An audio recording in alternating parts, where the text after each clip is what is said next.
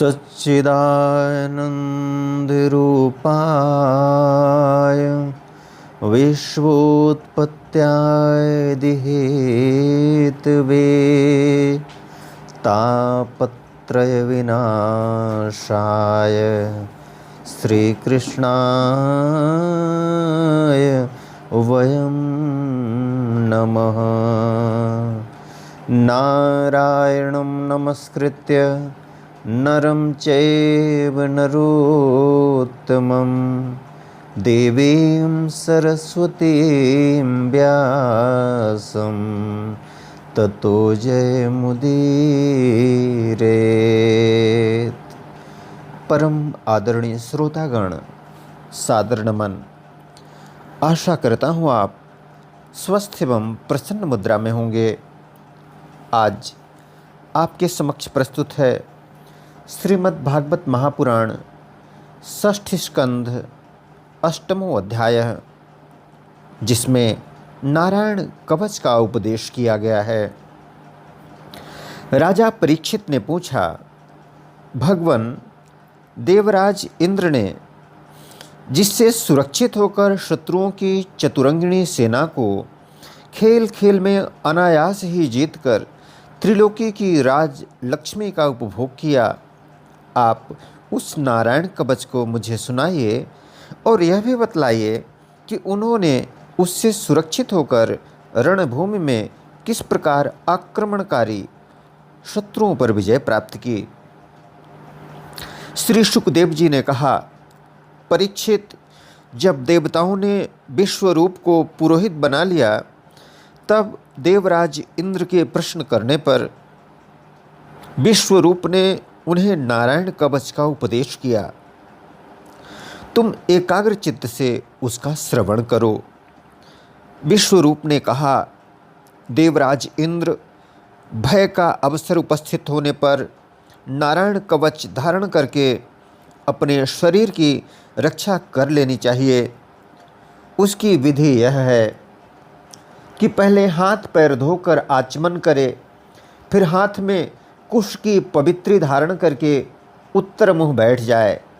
इसके बाद कवच धारण पर्यंत और कुछ न बोलने का निश्चय करके पवित्रता से ओम नमो नारायणाय और ओम नमो भगवते वासुदेवाय, इन मंत्रों के द्वारा हृदयादि अंग न्यास तथा अंगुष्ठादि कर न्यास करे। पहले ओम नमो नारायणाय इस अष्टाक्षर मंत्र के ओम आदि 8 अक्षरों का क्रमशः पैरों, घुटनों, जांघों, पेट, हृदय, वक्षस्थल, मुख और सिर में न्यास करे, अथवा पूर्वोक्त मंत्र के मकार से लेकर ओंकार पर्यंत 8 अक्षरों का सिर से आरंभ करके उन्हीं 8 अंगों में विपरीत क्रम से न्यास करे। न्यास करने का अर्थ होता है छोड़ देना, लेना, हाथ में लेना, उस जगह तक ले जाना और वहीं पे छोड़ देना, फिर एक जगह लेना, दूसरी जगह छोड़ना, न्यास अर्थात छोड़ना। तदनंतर ओम नमो भगवते वासुदेवाय इस द्वादशाक्षर मंत्र के ओम आदि 12 अक्षरों का दाईं तर्जनी से बाईं तर्जनी तक दोनों हाथ की 8 अंगुलियों और दोनों अंगूठों की 2-2 गांठों में न्यास करे। फिर ओम विष्णवे नमः इस मंत्र के पहले अक्षर ओम का हृदय में, वी का ब्रह्मरंध्र में, श का भौहों के बीच में, अणा का चोटी में, वे का दोनों नेत्रों में और न का शरीर की सब गांठों में न्यास करे। तदनंतर ओम मह अस्त्राय फट कहकर दिग्बंध करे। इस प्रकार न्यास करने से इस विधि को जानने वाला पुरुष मंत्र स्वरूप हो जाता है। इसके बाद समग्र ऐश्वर्य, धर्म, यश, लक्ष्मी, ज्ञान और वैराग्य से परिपूर्ण इष्ट देव भगवान का ध्यान करे और अपने को भी तद्रूप ही चिंतन करे। तत्पश्चात विद्या, तेज और तपः स्वरूप इस कवच का पाठ करे। भगवान श्री हरि गरुड़ जी की पीठ पर अपने चरण कमल रखे हुए हैं। अणिमादि 8 सिद्धियां उनकी सेवा कर रही हैं। 8 हाथों में शंख, चक्र, ढाल, तलवार, गदा, बाण, धनुष और पाश अर्थात फंदा धारण किए हुए हैं। वे ही ओंकार स्वरूप प्रभु सब प्रकार से, सब ओर से मेरी रक्षा करें। मत्स्य मूर्ति भगवान जल के भीतर जल जंतुओं से और वरुण के पाश से मेरी रक्षा करें। माया से ब्रह्मचारी का रूप धारण करने वाले वामन भगवान स्थल पर और विश्वरूप श्री त्रिविक्रम भगवान आकाश में मेरी रक्षा करें। जिनके घोर अट्टहास से सब दिशाएं गूंज उठी थीं और गर्भवती दैत्य पत्नियों के गर्भ गिर गए थे, वे दैत्य यूथपतियों के शत्रु भगवान नृसिंह किले, जंगल, रणभूमि आदि विकट स्थानों में मेरी रक्षा करें। अपनी दाढ़ों पर पृथ्वी को धारण करने वाले यज्ञ मूर्ति वाराह भगवान मार्ग में, परशुराम जी पर्वतों के शिखरों पर और लक्ष्मण जी के सहित भरत के बड़े भाई भगवान रामचंद्र प्रवास के समय मेरी रक्षा करें। भगवान नारायण मारण मोहन आदि भयंकर अभिचारों और सब प्रकार के प्रसादों, सब प्रकार के प्रमादों से मेरी रक्षा करें। प्रमाद अर्थात आलस्य। ऋषि श्रेष्ठ नर गर्भ से, योगेश्वर भगवान दत्तात्रेय योग के विघ्नों से और त्रिगुणाधिपति भगवान कपिल कर्म बंधनों से मेरी रक्षा करें।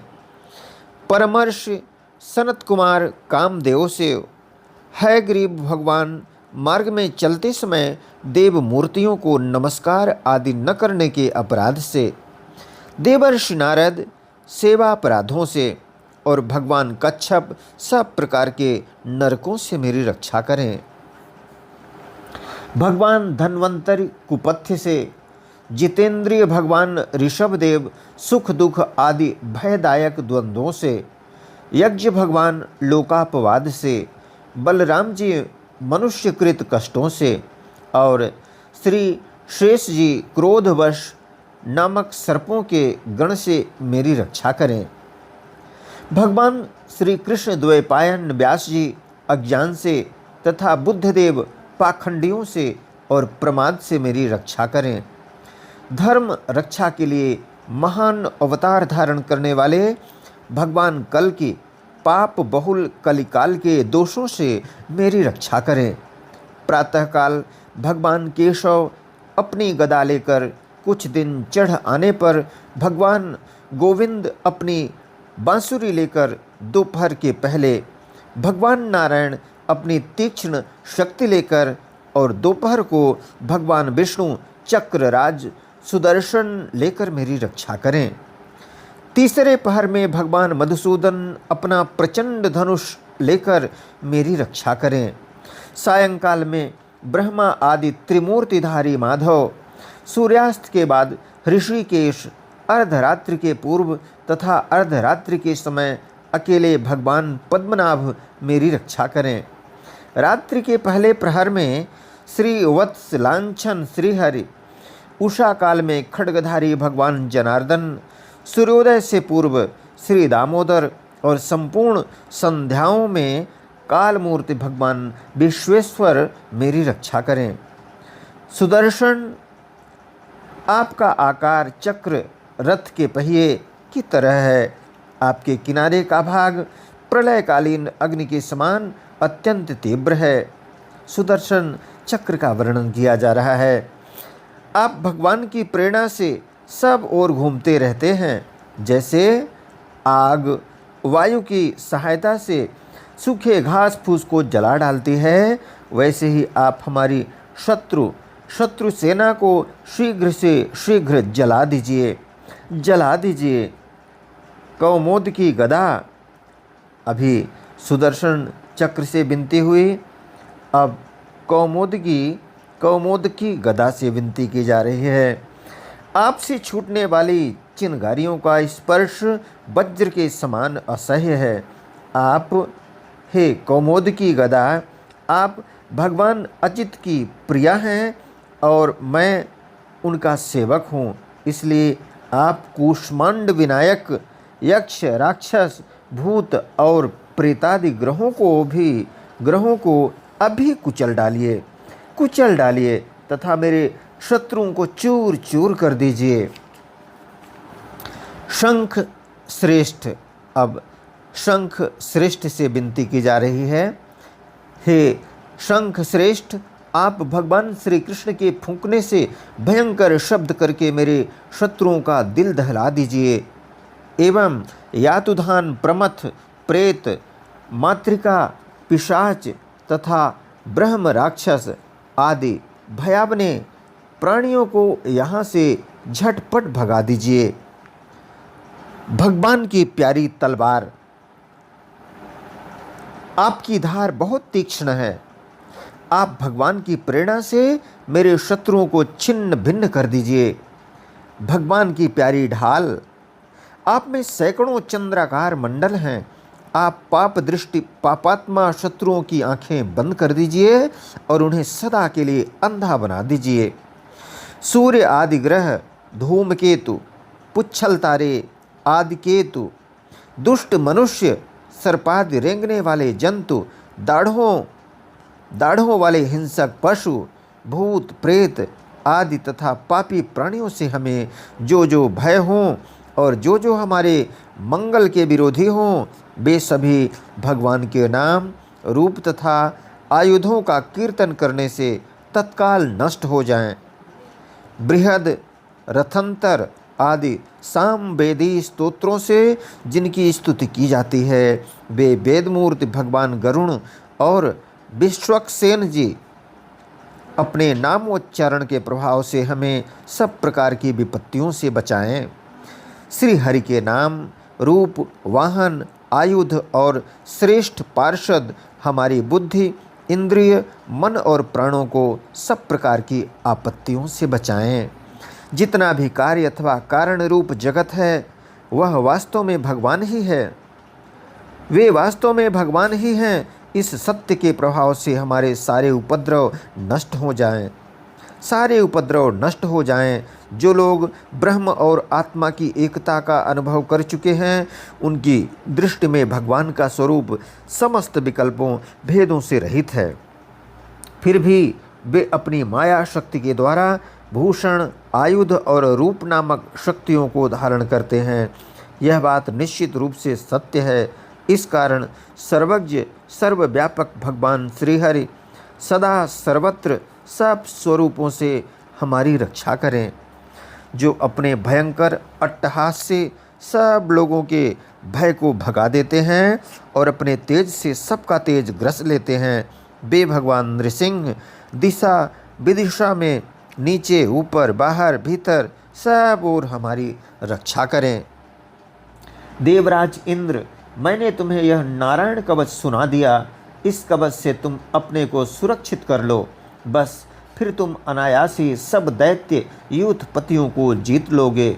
इस नारायण कवच को धारण करने वाला पुरुष जिसको भी अपने नेत्रों से देख लेता अथवा पैर से छू देता है, वह तत्काल समस्त भयों से मुक्त हो जाता है। जो इस वैष्णवी विद्या को धारण कर लेता है, उसे राजा, डाकू, प्रेत, पिशाच आदि और बाघ आदि हिंसक जीवों से कभी किसी प्रकार का भय नहीं होता। देवराज, प्राचीन काल की बात है, एक कौशिक गोत्रीय ब्राह्मण ने इस विद्या को धारण करके योग धारणा से अपना शरीर मरुभूमि में त्याग दिया। जहाँ उस ब्राह्मण का शरीर पड़ा था, उसके ऊपर से एक दिन गंधर्वराज चित्ररथ अपनी स्त्रियों के साथ विमान पर बैठकर निकले। वहाँ आते ही वे नीचे की ओर सिर किए विमान सहित आकाश से पृथ्वी पर गिर पड़े। इस घटना से उनके आश्चर्य की सीमा न रही। जब उन्हें वालखिल्य मुनियों ने बतलाया कि यह नारायण कवच धारण करने का प्रभाव है, तब उन्होंने उस ब्राह्मण देवता की हड्डियों को ले जाकर पूर्व वाहिनी सरस्वती नदी में प्रवाहित कर दिया और फिर स्नान करके वे अपने लोक को गए। श्री सुखदेव जी कहते हैं, परीक्षित, जो पुरुष इस नारायण कवच को समय पर सुनता है और जो आदरपूर्वक इसे धारण करता है, उसके सामने सभी प्राणी आदर से झुक जाते हैं और वह सब प्रकार के भयों से मुक्त हो जाता है। परीक्षित, शतक्रतु इंद्र ने आचार्य विश्वरूप जी से यह वैष्णवी विद्या प्राप्त करके रणभूमि में असुरों को जीत लिया और वे त्रैलोक्य लक्ष्मी का उपभोग करने लगे। इत श्रीमद्भागवते महापुराणे पारमहंस्यां संहितायां षष्ठ स्कंधे नारायण कवच नारायण वर्म कथनम नामाष्टमो अध्यायः। बोलो वृंदावन बिहारी लाल की जय। यदक्षर पद भ्रष्टम मात्राहीनं च यद् भवेत् तत्सर्वं क्षम्यतां देव प्रसीद परमेश्वर। वीडियो देखने के लिए धन्यवाद एवं आभार। जय हिंद, जय जगत। आपका जीवन मंगलमय हो।